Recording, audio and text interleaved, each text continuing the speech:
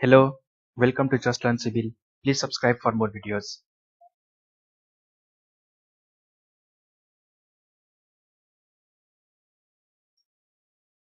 Today is the third tutorial on static indeterminacy. Today we will learn how to find the static indeterminacy of these two frames. Let's begin with question 1. We have already found these three conditions in the previous videos.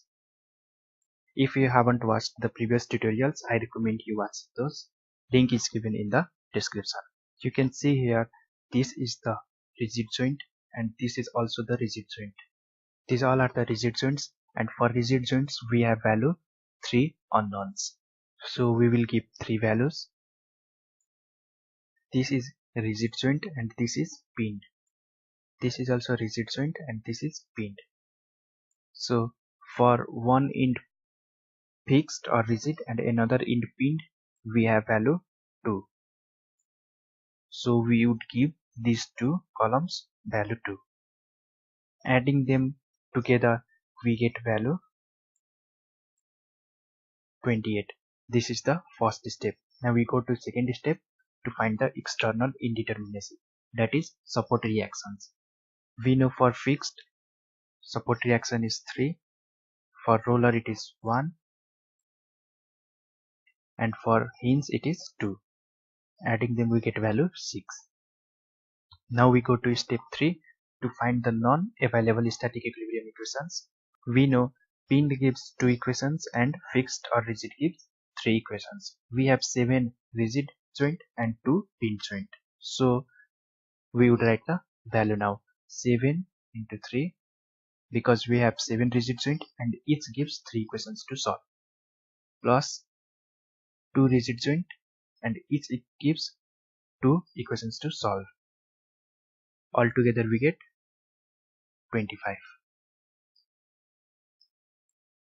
This completes the step 3. Now we go to step 4. To find the static indeterminacy, we find it by subtracting known and the unknown values. Unknown values are 28 plus 6 and known values are 25. We get 9. This is the static indeterminacy of this frame. 9 is the static indeterminacy. This is how we find the static indeterminacy for frame. Here no internal hinge was introduced. So now we see another questions when there is internal hinge in the frame. In this question there are internal hinges. All marked with red are internal hinges. So we would see now how to solve this. Again, using this table we will find how these values were obtained. This is rigid joint, this is pinned. For rigid and pinned joint we have value 2. So we give this beam value 2. Similarly, this is pinned, this is rigid. So we give value 2. Similarly for others. Now this is rigid, this joint is also rigid. So we give value 3 as per this table, because both in rigid means we have to give 3 values. Similarly for others. Now this is pinned, this is also pinned. For both ends pinned we give value 1. So this is how we give value 1 here. Similarly for others. By adding all these values we get 34. Total number of reactions. For fixed we get 3. For hinge we get 2. By adding them we get 14. So total number of unknowns equals to 34 plus 14, we get 48.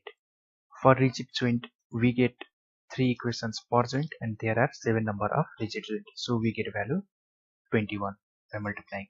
Similarly for pinned joint we have 2 equations per joint and there are 7 number of pinned joint. So we get value 14. By adding both we get 35. Now in the final step we would find static indeterminacy by subtracting known and unknown values. That is 48 minus 35 equals to 30. This is the static indeterminacy of this frame. We get 7 pin joint as 1, 2, 3, 4, 5, 6 and 7. Similarly, rigid joint 1, 2, 3, 4, 5, 6 and 7. This is how we get 7 rigid joints and 7 pin joints. In this way we can find static indeterminacy for any beam, frame and even truss. This same rule applies for the truss also. In truss all the joints are pinned. So we use value only 1 because both ends are pinned like this. This can be considered as a member of truss and you can carry on this way. Thank you for watching. Please leave any comment if you have any further questions. If you like this video, please subscribe, like, share